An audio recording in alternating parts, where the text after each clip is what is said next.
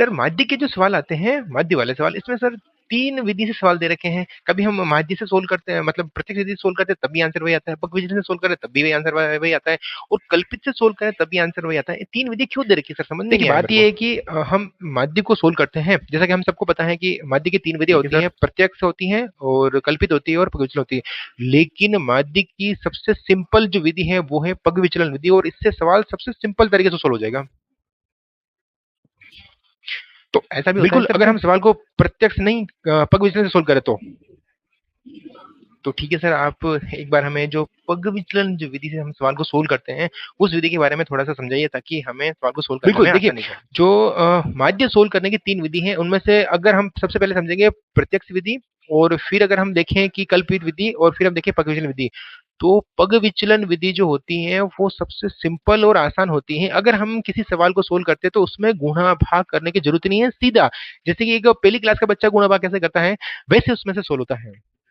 ठीक है, इस पर मैं थोड़ा सा क्या है कि वहां बैठ के सोल्व करूंगा, आप तब तक मुझे बिल्कुल, रेस्ट चलिए तो दीजिएगा। हम एक बार एक सवाल देखते हैं। इस सवाल को हम तीनों विधि से सोल्व करेंगे, और आपको इसका कंपैरिजन कराते हुए बताऊंगा कि इस सवाल को प्रत्यक्ष विधि के अंदर कितना टाइम लगता है, कल्पित के अंदर कितना लगता है, और पग विचलन के अंदर सिर्फ और सिर्फ ये 2 मिनट के अंदर सवाल सोल्व हो जाएगा।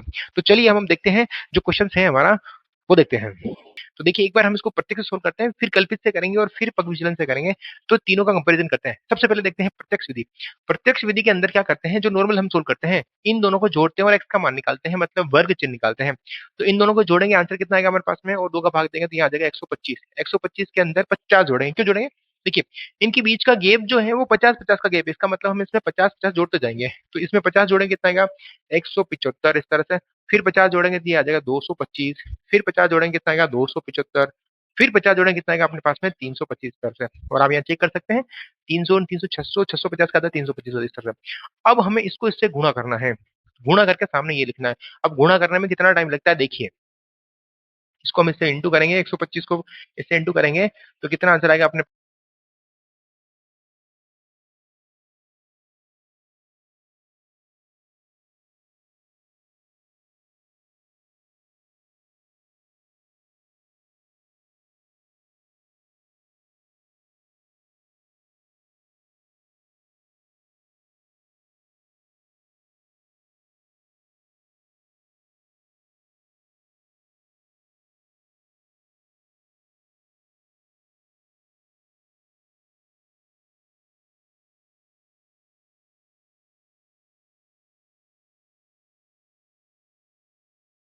27 और 5 बचेंगे 32, बच गए हमारे पास में 3।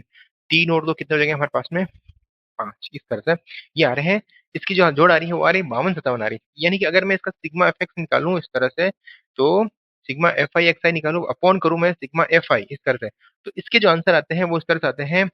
यहाँ हम इसका भाग देंगे, 25 का इसके अंदर भाग देंगे। तो भाग देने में दिक्कत हो रही है, गुणा करने में भी दिक्कत हुई थी, तो देखिए हम भाग देंगे इसके अंदर। 25 का भाग इसमें देंगे तो 25 से कम 25, 25 दूनी 50 हो जाएगा 2। और फिर यहाँ बच जाएगा 2, 25 से कम 25, और फिर बच जाएगा यहाँ 2, यानी 25 से कम 25 इस तरह से। आंसर आ रहे हैं 211 इस तरह से। ठीक है। अब अगर इसी सवाल को हम कल्पित से करते हैं, तो ये सवाल जो हमने यहाँ पे इंटू किए थे वो कितने सिंपल तरीके से हो जाएगा वो देखिए। एक बार मैं आपको क्या करता हूँ, इस वाले को मिटा दें, क्योंकि हम कल्पित के अंदर इसकी जरूरत नहीं पड़ेगी, इस वाले की। इसी सवाल को अब हम करते हैं कल्पित विधि से, और कल्पित विधि के अंदर देखना, इस सवाल के अंदर मुझे गुणा करने की जरूरत पड़ेगी क्या, देखना ये सवाल और सिंपल हो जाएगा। देखिए कैसे करते हैं, कल्पित विधि से करेंगे तो यहाँ हम निकालेंगे सबसे पहले एक्स, जैसा कि हमने पहले निकाला था। एक्स कैसे निकाला था, इन दोनों को हमने जोड़ा था और 2 का भाग दिया था, जिसे हम बोलते हैं वर्ग चिन्ह। जोड़ के 2 का भाग देना है। तो इन दोनों को जोड़ेंगे, कितना आंसर आ रहा था हमारे पास में, 125 आ रहा था इस तरह से। अब इसको भी वापस जोड़ेंगे, कितना आ गया। अब जोड़ना है तो क्या है इसमें, क्योंकि 50-50 का अंतर है, तो हम फटाफट से इसको जोड़ लेते हैं। तो कितना आएगा यहाँ पे, 175 हो जाएगा। इसमें फिर 50 जोड़ो, कितना आएगा हमारे पास में, 225 आ जाएगा। फिर करेंगे, कितना आएगा हमारे पास में, 275 आ जाएगा। और फिर जोड़ेंगे, कितना आएगा हमारे पास में, 325 आ जाएगा इस तरह से। ऐसा। अब देखिए, क्योंकि इनको गुणा मैंने जब इसको प्रत्यक्ष विधि से किया था तो गुणा करना पड़ता है, लेकिन अब देखिए हम इसमें निकालते हैं डी। डी का मतलब है कल्पित। कल्पित का मतलब कल्पना कर रहे हैं, अज्यूम कर रहे हैं। यानी कि ये जो मेथड है वो कल्पित है, कल्पना करके हम मान रहे हैं। तो कल्पना कर रहे हैं कि जो डी का मान है वो कैसे निकालते हैं, इस पूरी एक्स में से हम ये घटा रहे हैं। ये वाला। क्यों घटा रहे हैं? क्योंकि मुझे इसको गुणा करने में टाइम लग रहा है, तो मुझे इसको छोटा करना है। अगर ये संख्या छोटी हो जाएगी तो मैं गुणा आराम से कर पाऊंगा, तो इसीलिए मैं इसमें से घटा रहा हूं। तो देखो घटा के देखते हैं कैसे करेंगे। x में से हम घटाएंगे 200 और 25 घटाएंगे इस तरह से। ठीक है, घटा के देखते हैं। तो घटाना और कहीं से नहीं, यहीं से घटाओ। अगर मैं 225 में से 225 घटाऊं, मतलब मुझे इस पूरी में से घटाना है, तो मैं ये 225 इधर से घटाना शुरू करूंगा। तो 225 में से 225 घटाएंगे तो जीरो, और यहाँ लिख दो इनके बीच का अंतर कितने कितने का, 50 का। तो यहाँ तो माइनस के 50 लिखते जाओ और नीचे प्लस के 50। कैसे? ये तो हो गए माइनस के 50 और ये हो गए 100 के माइनस के, वो भी इस तरह से, और यहाँ प्लस के हो जाएंगे और यहाँ प्लस के 100 हो जाएंगे। आप चाहें तो घटा के भी दे सकते हैं। भाई 125 में से 225 घटाएंगे तो माइनस का 100 बचेगा। 175 में से 225 घटाएंगे तो माइनस का 50, इसमें से इसको घटाएंगे जीरो, ये प्लस के 50 आ जाएंगे और ये आ जाएगा हमेशा प्लस के 100। ऊपर हमेशा माइनस का आएगा, नीचे हमेशा प्लस का आएगा। और तरीका ये रखना है कि सबसे पहले इसमें से घटा दो और बढ़ते क्रम में लिख लो, और यहाँ से घटते क्रम में इस तरह से लिख दो। कैसे? ऊपर जैसे इनका जो अंतर है वो ऊपर लिखो, फिर ऊपर लिखो, इस तरह से ऐसा लिख सकते हैं आराम से। ठीक है, अब देखिए, अब गुणा करना कितना आसान रहा। पहले मुझे ये 4 को 125 से गुणा करना पड़ रहा था, अब मुझे 4 को सिर्फ 100 से गुणा करना पड़ रहा है।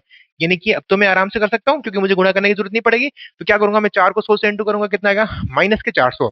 यानी कि मैं किससे गुणा कर रहा हूँ, एफ को डी से कर रहा हूँ, इसीलिए यहाँ लिखते हैं एफ आई और लिखते हैं डी आई, इस तरह से। अब 5 को इससे करेंगे तो माइनस के 250, इसको इससे करेंगे तो जीरो, इसको इससे करेंगे तो 100, और इसको इससे करेंगे तो 200, इस तरह से। अब क्योंकि जैसे हमने यहाँ पे सिग्मा एफ एक्स निकाला था, वैसे ही यहाँ पे क्या लेंगे, sigma F I D I निकालेंगे। तो अगर इन सबको जोड़ना है, जोड़ना भी कितना आसान है वो देखिए। ये तो है, माइनस माइनस वाले को जोड़ दो, माइनस के हो गए 650, और इन दोनों को जोड़ेंगे तो हो जाएगा प्लस के 300, इस तरह से। अब देखो, ये माइनस के हैं और ये प्लस के, इन टोटल जोड़ कितनी आएगी, यहाँ आ जाएगी माइनस के 350, क्योंकि 650 तो है माइनस के और ये है प्लस के, तो यहाँ आ जाएगा माइनस के 350। अब देखिए, जो कल्पित माध्य का फॉर्मूला है वो कैसे बनता है। नॉर्मली हमने पहला जो फॉर्मूला देखा था, हम यहाँ कर रहे हैं कल्पित माध्य से। किससे कर रहे हैं, कल्पित माध्य से हम निकाल, कल्पित माध्य निकाल रहे हैं, इस तरह से। तो देखो, नॉर्मली फॉर्मूला क्या होता है, हम एफ एक्स लिखते हैं, इस बार यहाँ sigma F I D I लिखेंगे, क्योंकि हमने डी से इंटू किया है। एन बटा में वही हम यहाँ पे एफ लिखते हैं, तो यहाँ पे भी हम लिख देंगे। लेकिन लेकिन लेकिन क्योंकि हमने इसकी जो जोड़ थी, गुणा थी, उसको सिंपल किया था, तो हमने घटाया क्या, ये चीज घटाई थी, यही चीज दोबारा से जोड़ो इसके अंदर। इसका मतलब मैं यहाँ पे लिखूंगा ए, और ओ ये ए और कुछ नहीं है, हमने जो एज्यूम किया था, इसका नाम ए से इसलिए लिखते हैं, अज्यूम अज्यूम किया था, इसी लिखते, इसको लिखते हैं ए से, यानी कि हमने माना था। आगे देखिए, यहाँ लिखते हैं बराबर करके।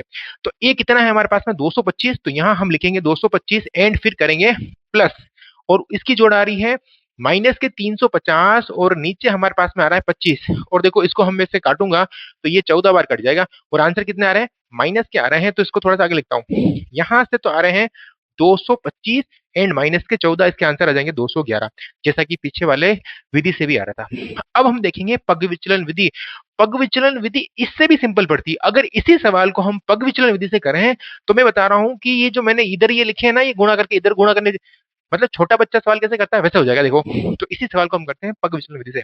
अब इस सवाल को हम सोल्व करते हैं पग विचलन से। अगर एग्जाम में ऐसा सवाल आ रखा है और हमें टाइम हमारे पास कम है, मतलब लगभग 2 मिनट बचे हुए हैं, और इस सवाल को सोल्व करना है, तो कैसे करेंगे, फटाफट से देखो ये सवाल सोल्व कैसे होता है। देखिए, सबसे पहले हम निकालते हैं एक्स करेंगे, इन दोनों को जोड़ के 2 का भाग देते हैं। वही जैसे हम यहाँ सबसे पहले लिखेंगे 125, यही 125 लिख दिया, इसमें 50 जोड़ते जाओ, क्योंकि इसके बीच का अंतर 50 है, तो 50 जोड़ते जाओ तो यहाँ आ जाएगा 175, फिर 50 जोड़ेंगे तो यहाँ आ जाएगा 225, फिर 50 जोड़ेंगे तो यहाँ आ जाएगा 275, और फिर 50 जोड़ेंगे यहाँ आ जाएगा 325, इस तरह से। ठीक है, इतना तो हम कर सकते हैं, कोई दिक्कत वाली बात नहीं।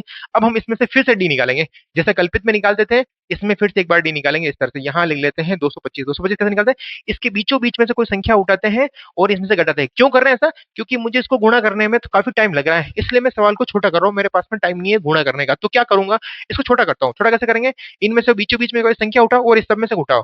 तो अब इतना टाइम नहीं घटाने का, तो हम क्या करेंगे, डायरेक्टली यहाँ से इसमें से घटाए, सामने जीरो लिखो, और जो भी इसके बीच में अंतर है, 50-50 का है, तो ऊपर तो लिखते जाओ माइनस का 50, माइनस का 100, ये प्लस का 50 और ये प्लस का 100, इस तरह से ऐसे। अब आपको ये संख्याएं ज्यादा दिख रही है, भाई मेरे को 4 को 100 से इंटू करने में, इससे इंटू करने में, इससे इंटू करने में दिक्कत हो रही है, तो एक काम करिए, इन सब में कॉमन क्या है, किस संख्या का भाग जा रहा है, सर 50 का भाग जा रहा है, तो इन सब में 50 का भाग दे दीजिए। हम इन संख्या को और छोटी कर देते हैं। कैसे करेंगे, देखिए, यहाँ लिखेंगे u, और u बराबर लिखते हैं, जो हमारे पास में d आया उसके अंदर हम 50 का भाग दे रहे हैं। देखिए, इन सब में अगर मैं 50 का भाग दूंगा तो यहाँ तो आ जाएगा माइनस का 2, यहाँ माइनस का 1, यहाँ 0, यहाँ 1, और यहाँ आ जाएगा 2। अब देखिए, ये संख्या और छोटी होगी। भाई मुझे या तो मुझे 125 से इंटू करना था, कितना काफी हो रहा था, मतलब मुश्किल हो रहा था। 4 को 100 से काफी सिंपल था। लेकिन देखो 4 को 2 से गुणा करना छोटा बच्चा भी कर सकता है गुणा। 4 को 2 से इंटू करेंगे तो यहाँ आ जाएगा माइनस का 8। अब देखो एफ को यू से इंटू कर रहे हैं तो यहाँ लिख रहे हैं एफ आई और यू आई। अब 5 को 1 से इंटू कर रहे हैं तो माइनस के 5। 12 को 0 से कर रहे हैं तो 0। इतना सिंपल। 2 का पाड़ा एक बार बोल रहे हैं, छोटे बच्चा भी बोल सकता है। 2 का पाड़ा 2 बार बोल रहे हैं, 4 बार, छोटा बच्चा भी बोल सकता है। देखिए अब इन सबको जोड़ना है, जोड़ेंगे कैसे? इन दोनों को जोड़ना है। 8 और 5 13 होते हैं, वो भी माइनस के लिख दो। और ये 6 होते हैं। अब देखो इन सबको जोड़ना है तो जोड़ेंगे कैसे? एफ आई यू आई।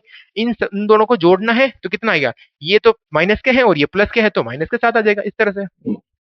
अब वही बात, फॉर्मूला कैसे बनेगा? फॉर्मूला इसका और सिंपल है, देखिए कैसे। जैसे हम नॉर्मल नॉर्मल फॉर्मूला कैसे निकालते हैं, यहाँ हम लिखेंगे पग विचलन। पग विचलन विधि से क्या निकाल रहे हैं हम? यहाँ निकाल रहे हैं माध्य। और पग विचलन विधि से माध्य कैसे निकालते हैं वो देखिए। तो क्या करेंगे हम? नॉर्मली कैसे करते हैं? सिग्मा एफ एक्स बटावा एफ करते हैं, तो यहीं पर यहाँ पर भी ऐसे करेंगे। सिग्मा एफ आई, यहाँ लिखेंगे sigma F I U I N बटावा, फिर करेंगे सिग्मा एफ, इसी तरह से। और यहाँ आई लिख सकते हो आराम से। लेकिन सर हमने यहाँ कुछ घटाया था तो वापिस जोड़ना पड़ेगा, इसीलिए इसका फॉर्मूला बनता है ए प्लस। सर हमने एक काम और किया था, क्या किया था? हमने 50 का भाग दिया था, तो वापिस 50 से इंटू कर लो, क्या दिक्कत आ रही है? तो यहाँ हम इंटू करेंगे और यहाँ हम लिख सकते हैं एच, इस तरह से। अब देखिए, देखिए अब इसकी वैल्यू पुट कर लेते हैं फटाफट से। वैल्यू कैसे पुट करेंगे? यहाँ लिखा हुआ ए का मान है हमारे पास में, कितना है? ए का मान कितना है? ए का मान है 225, तो यहाँ हम लिखेंगे 225 एंड प्लस करेंगे, यहाँ लगाएंगे कोष्टक। सर एफ आई यू आई का मान कितना है? एफ आई यू का सर माइनस के साथ आ रहा है, ये माइनस के साथ लिख दो। एंड बटाओगे एफ का मान कितना आ रहा है? एफ का सर हमारे पास में यहाँ आ रहा है 25, इस तरह से, तो यहाँ 25 लिख दो। एन इन टू, हमने भाग किसका दिया था यहाँ पे? 50 का, तो यहाँ 50 लिख दो इस तरह से। और इसको इससे काट दो, 2 बार गया और 2 को इससे इंटू करेंगे, कितना गया? 14, वो भी किसका आ रहा है? माइनस का। तो 225 एंड माइनस का 14, सोल्व करेंगे तो 211। अब बताइए, तो क्या पग विचलन विधि सबसे सिंपल विधि नहीं है क्या? ये सबसे सिंपल विधि है। और आप एग्जाम के अंदर कौन सी विधि का यूज करेंगे मुझे कमेंट बॉक्स में जरूर बताएं। फिर मिलते हैं अगले वीडियो में, तब तक के लिए नमस्कार।